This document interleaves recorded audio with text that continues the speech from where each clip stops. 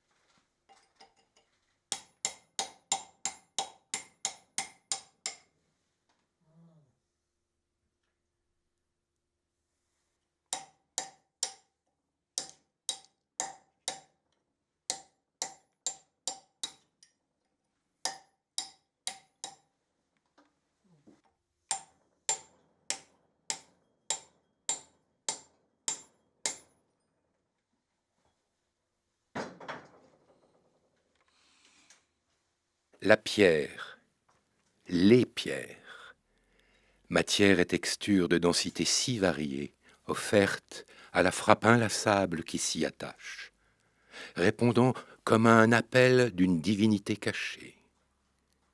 Et même si la pierre n'est pas de notre règne, comme le remarque Nicolas Bouvier dans l'usage du monde, même si la pierre a d'autres interlocuteurs et un autre cycle que nous, on peut, en la travaillant, lui faire parler notre langage, pour un temps seulement, car elle retourne au sien, qui signifie rupture, abandon, indifférence, oubli.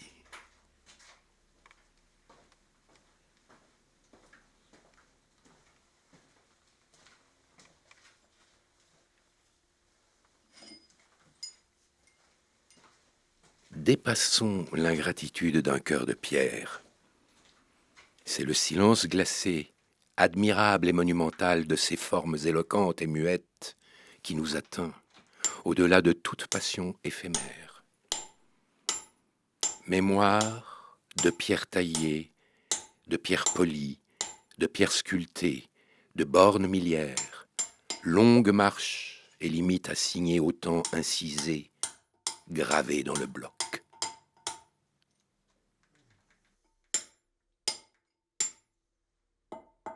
Le son répond à la frappe et guide la main qui commande l'outil, dans un dialogue direct incessant où s'inscrit la trace ineffaçable d'un message promis au déchiffrement. La main frappe, et sous l'autorité et la commande sensible de la pensée, l'outil se plie, mord, incise la chair figée de la pierre dans la veine de qui s'incruste de mystérieux caractères. Autant de pentagrammes hérités des magies chaldéennes, souvenirs oubliés ou lointains échos de la voix de Yahvé sur le mont Sinaï. Cordero de Dios que quitas los pecados del mundo.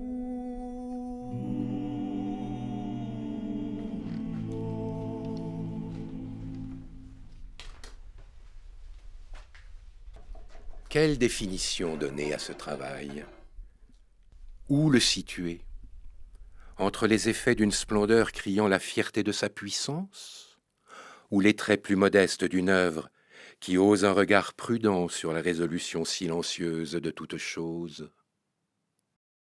Quelle place le bel aujourd'hui accorde-t-il à une avancée solitaire sur les sentiers singuliers d'une œuvre façonnée dans la patience, la fidélité à soi-même, en quête de déchiffrer le visible caché sous l'impermanence du sujet monde?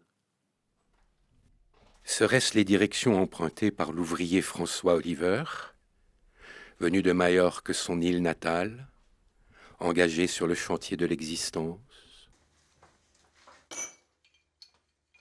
Il s'employa de ses mains nues à donner souffle et vie aux pierres de seuil, aux marches, aux linteaux, aux meules, qui disent par l'usure, la taille ou l'abandon, le travail de l'homme. Ce que l'artiste tailleur de pierre apprend aussi à lire et à écouter.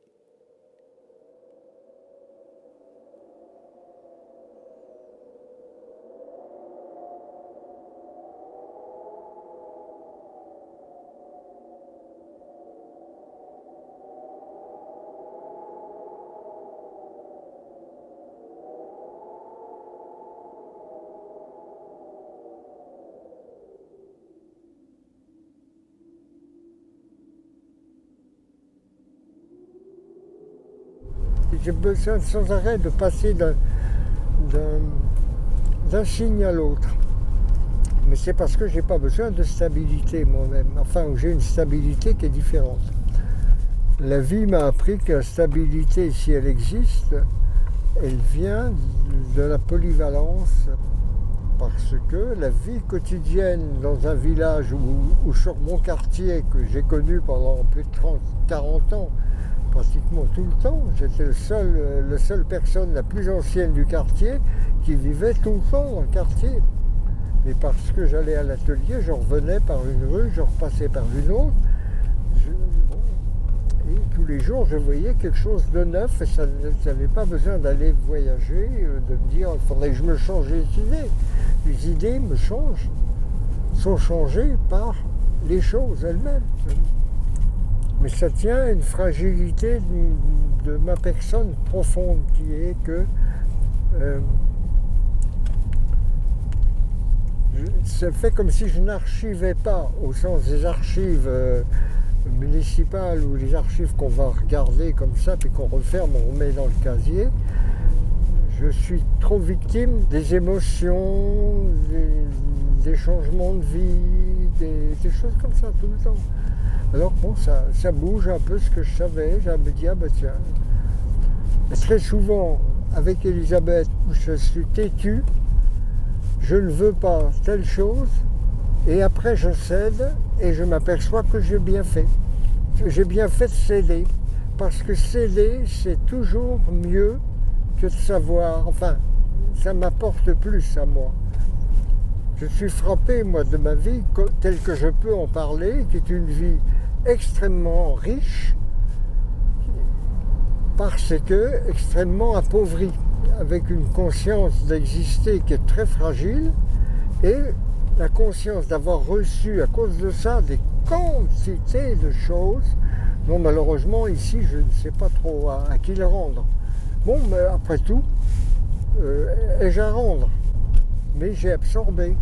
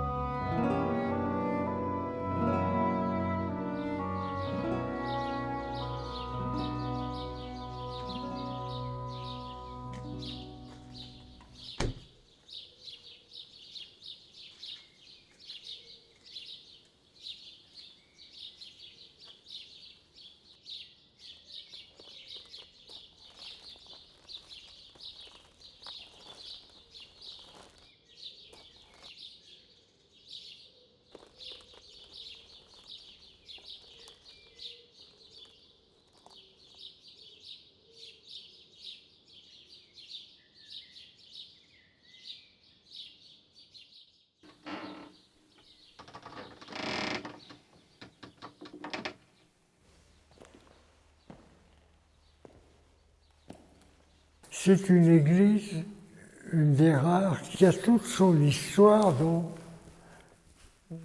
d'un bout à l'autre. L'histoire telle que je veux la faire aujourd'hui, c'est celle-là. C'est l'histoire de tous les passages possibles de recherche de quelque chose.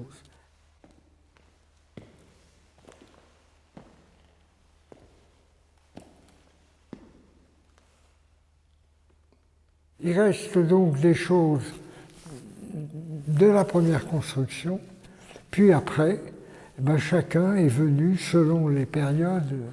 Et c'est intéressant de voir la longueur de l'histoire de l'Église, parce que depuis le XIIIe siècle jusqu'à maintenant, il y a eu des histoires dans l'Église, des histoires de propos religieux, mais il y a eu les histoires de la Grande Peste, il y a eu les histoires sociales, qui font que quand les moines sont venus ici faire une petite église, etc., ils étaient probablement les seuls défricheurs du quartier.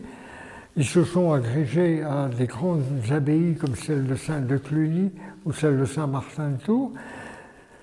Ils ont commencé une façon de voir le monde. Et les moines dans l'église, ce sont les hérétiques des abus de l'église. C'est-à-dire que quand dans l'église, le clergé ne fait plus son travail, il vit pour l'argent ou pour les femmes ou pour je ne sais pas quoi, le clergé se pourrit, tout d'un coup il y a un saint, il y a quelqu'un qui dit ça c'est pas possible, on ne peut pas trouver l'essentiel du christianisme là-dedans, alors il y a une espèce de mouvement qui commence par les monastères et qui se répand dans les petites paroisses après.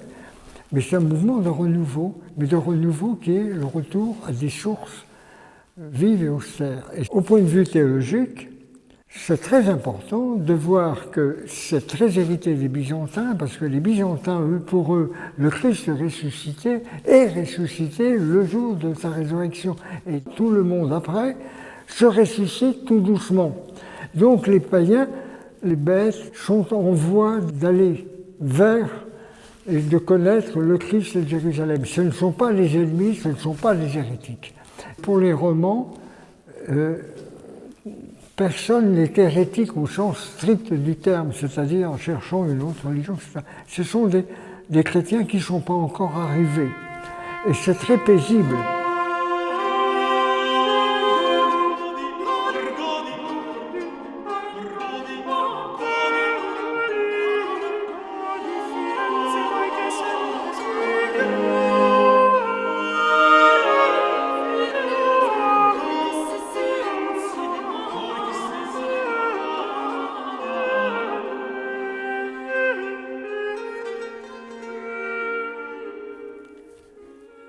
Il y a à voir, il y a essayer de comprendre, il y a ne pas comprendre, et ne pas comprendre aussi le lien qu'il y a entre ce qui est monté, qui est vers le ciel là-bas, qui est superbe, avec des histoires, et puis la vie courante des gens, des petites gens en particulier, qui est extrêmement dure, puis qui est marquée par des conquêtes sans arrêt, des reconquêtes, des guerres, des épidémies, des plus de boulot, etc. C'est cette atmosphère-là qu'aujourd'hui je veux sentir.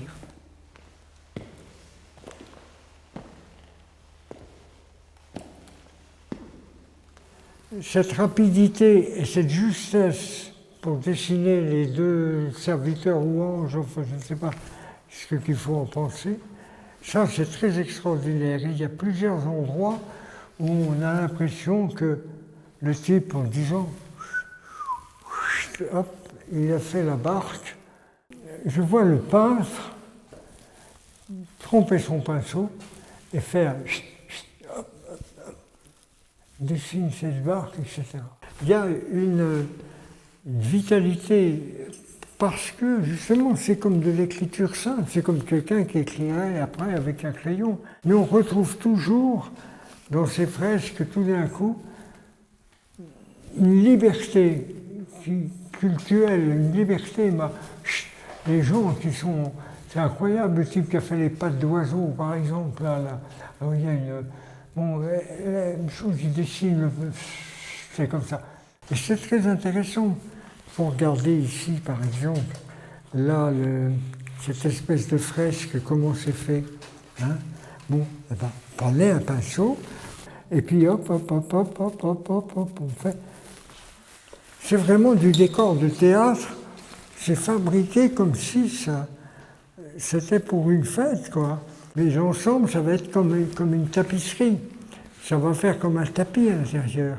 Moi, j'aime bien ça aussi à cause de la présence permanente que ça donne des gens, d'abord qui sont respectés parce qu'ils sont peut-être encore païens, ou des gens qui sont chrétiens mais de façon modeste, de façon simple, et puis qui sont contents de travailler là parce qu'ils ont quitté un boulot comme ça, et bon, parce que être employé à la peinture d'une église, c'est quand même déjà un luxe, quoi.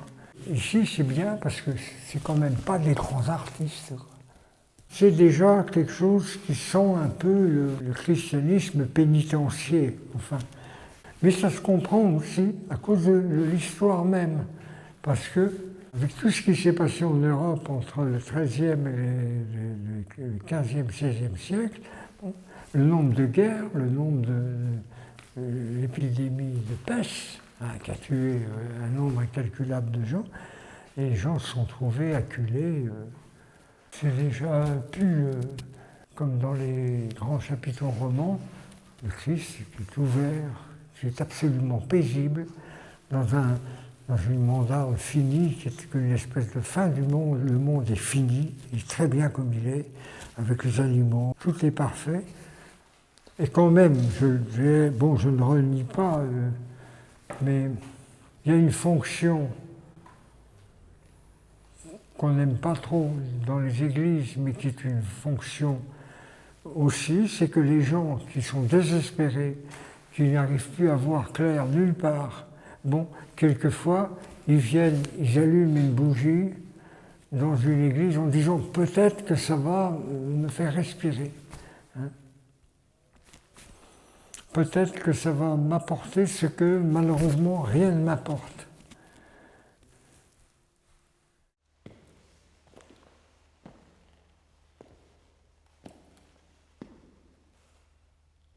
C'est incroyable de maintenir des lieux pendant 1000 ans.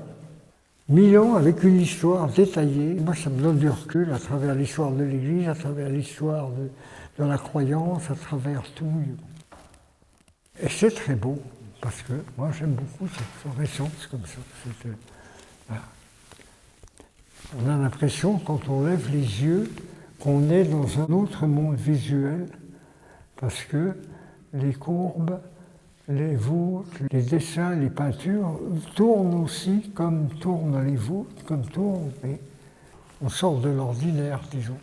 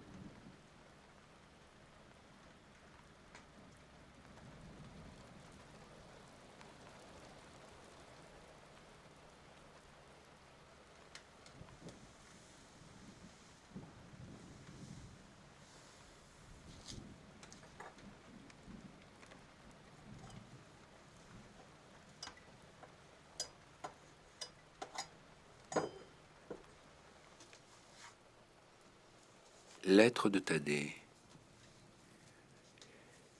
Tu es la force des choses. Penser et s'émouvoir. La blessure du désir est l'éclose de notre affirmation mentale. Le jeu de nos frustrations, de nos efforts de libération, toutes ces idées vives te sont chères et font partie de ce que tu nous partages de plus précieux. L'éthique s'est construite dans et par le tumulte de ces idées, dans un effort de dégager l'architecture rationnelle et vivante de ce réel intérieur que l'homme, transpercé de contraintes, mais sourd de sa puissance, habite. Cette cohérence affective et spirituelle de l'acte de la pensée, de la douleur et de la joie, je ne la ressentirai jamais avec autant de force que chez toi, chez un autre que toi. Aussi je te dédie ce livre qui te ressemble et que je ne comprends que pour autant qu'il se rapporte à toi, toi qui vis ce livre à l'atelier, à la maison et ailleurs. L'exposé de l'éthique semble à première vue empreint d'une sécheresse géométrique et d'une rigidité dogmatique qui ne te ressemble pas. Mais chaque proposition, axiome ou corollaire, au contraire, sont pleins de vie, de cette vie nécessaire vécue à la première personne, que cette vie assurée où le presque rien dilue tout comme dans tes dessins. C'est l'espace vide et pénétré, habité, qui prime dans l'éthique. J'espère que la confrontation de ces aphorismes de Pierre, ils en ont la dureté mais aussi la richesse, sera heureuse à hauteur de ton obstination du contact vrai. Ce qui est incroyable, c'est ils sont malades comme tous les rosiers et ils continuent à faire des roses. Comme peut-être que c'est leur testament, peut-être. Précis, au jardin de Précis, Précis, oh que j'aime tes soirs de mélancolie, mélancolie jardin, à ciel ouvert jardin, est-ce déjà le paradis? Précis, oh que j'aime t'attendre le soir à Précis, silence, juste le clocher qui sonne minuit.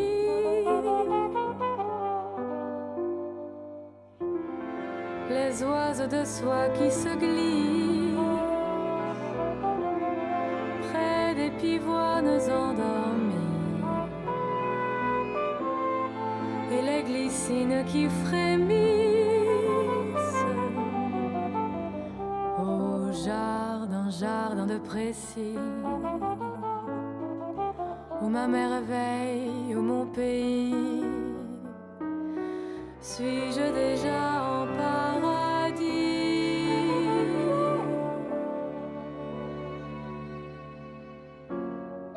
Précis, bien sûr, un jour je m'en irai d'ici, plus loin, là-bas vers un autre pays.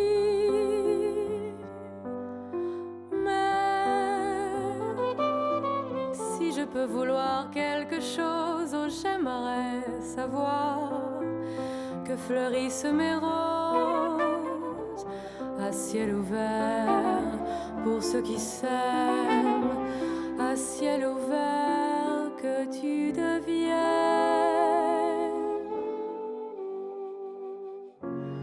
un square joli tout petit petit, un square paradis pour tous les enfants de Précis. Oh mon cher jardin de Précis, oh ma merveille, mon précis jardin.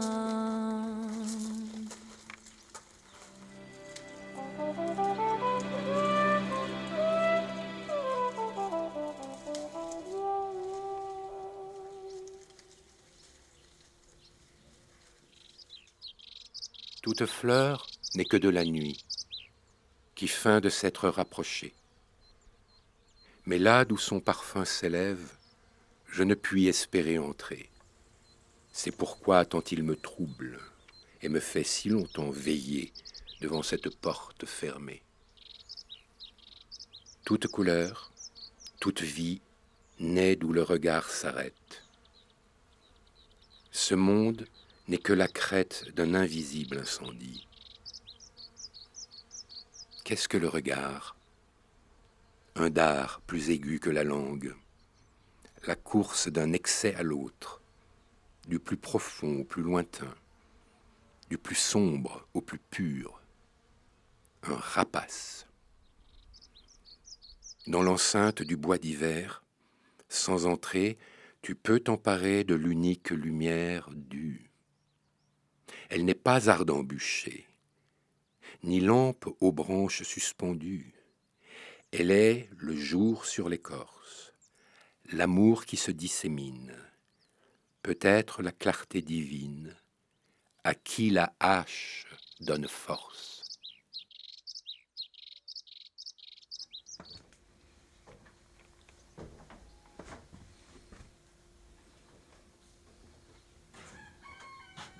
Le travail de l'artiste, c'est d'essayer de montrer avec précision ce que l'on ne voit pas. Ce que l'on ne voit pas encore, ou ce qu'on verra peut-être. Donc il y a cette concentration qui est presque une hypnose pour moi. Je regarde, c'est tellement... Et puis, quand on travaille, on commence à travailler en regardant, et c'est quand on ne regarde plus que se libère quelque chose.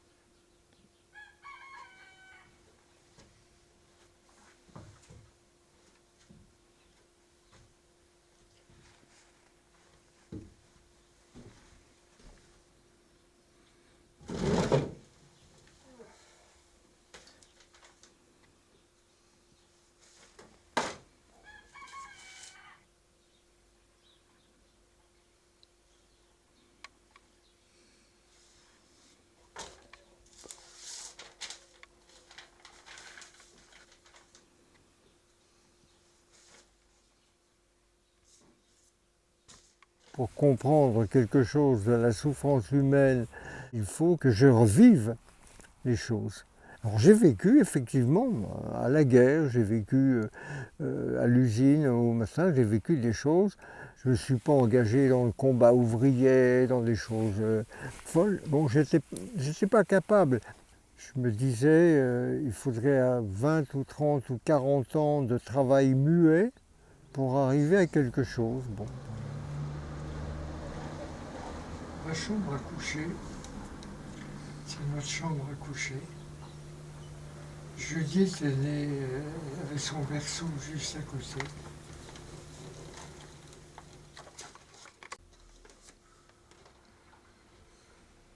Je résume les choses.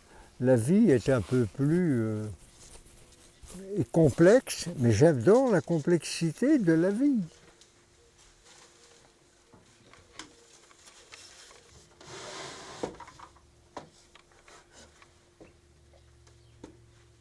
Il faut prendre l'expérience humaine de quelqu'un comme elle est. Je suis très enrichi par tout ce que je fais, tout ce que je vois, pas ce que je fais, mais ce que je vois.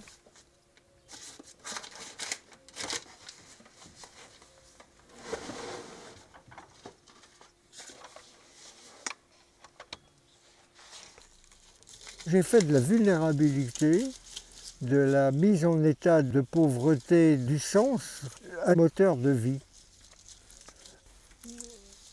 Voilà, c'est peut-être la dernière vitalité qui me reste, c'est de me dire que tout ce que j'ai découvert de la vie, je ne regrette jamais ce que j'ai fait, je ne renie jamais ce que j'ai fait.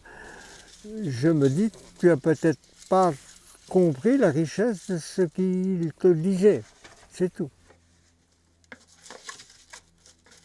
Quelquefois, je rencontre quelqu'un par le regard, et quelquefois par le bonjour, quelquefois par le sourire, qui me donne quelque chose, ou qui révèle en même temps qu'il me donne quelque chose que de moi-même que je cherchais.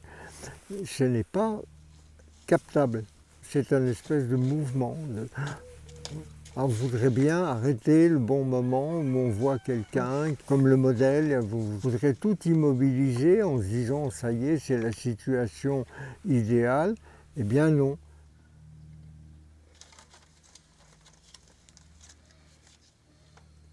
J'ai un bénéfice énorme d'avoir vécu avec une personne comme Elisabeth, qui est une richesse extraordinaire pour qui sait l'écouter. Il y a quelque chose qui fait que, bon, tout d'un coup, on a remué les choses, on ne les remettra jamais en place, et ça fait avancer quelque chose, ça fait vivre, plus vivre. Bon, le reste...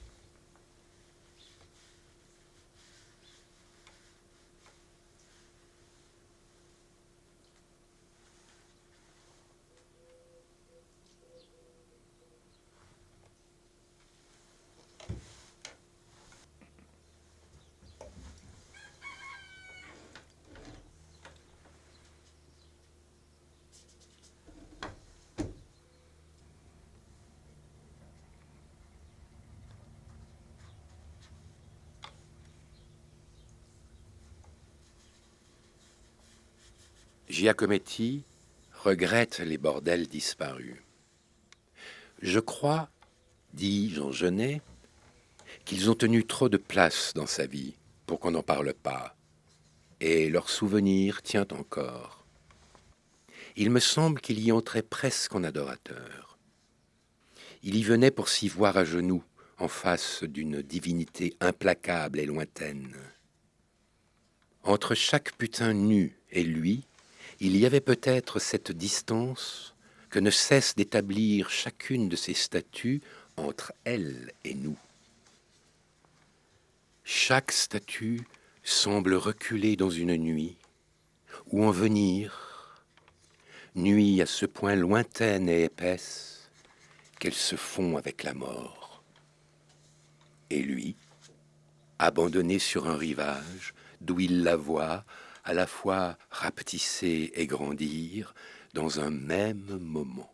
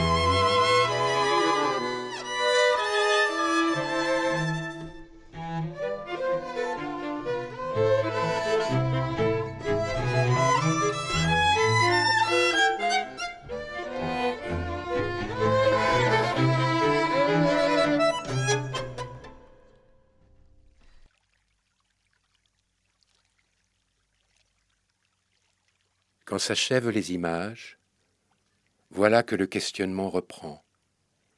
C'est comme si quelque chose ne cessait de croître ou cherchait à émettre une parole invisible, inarticulée, traduite en mots non prononcés, mais contenue à l'état de germe dans la lumière, appelant l'œuvre au jour. La lumière du matin, comme nous l'apprend le poète de Grignan Philippe Jacotet, ne ressemble pas au feu, moins encore à la lueur d'une lampe. Elle n'est pas l'éclat d'un soleil juvénile. Elle ne fait pas penser aux dieux, pas davantage à une figure humaine, fût-elle sans tache, et très aimée. C'est bien plutôt une propriété des choses, non pas leurs vêtements, non pas le lin ni l'armure argentée, mais une transparence, une limpidité. Et non pas seulement du ciel, mais de tout l'espace et de toutes les choses dans l'espace. Les images en disent toujours un peu trop, sont à peine vraies. Il faudrait voir en elles plutôt des directions, car ces choses, ce paysage, ne se costument jamais. Les images ne doivent pas se substituer aux choses, mais montrer comment elles s'ouvrent et comment nous entrons dedans. L'œuvre de l'artiste est peut-être cette clé qui ouvre vers l'illimité. et les outils du tailleur de pierre ont gravé cette transparence de la lumière comme une énigme et un secret à lire.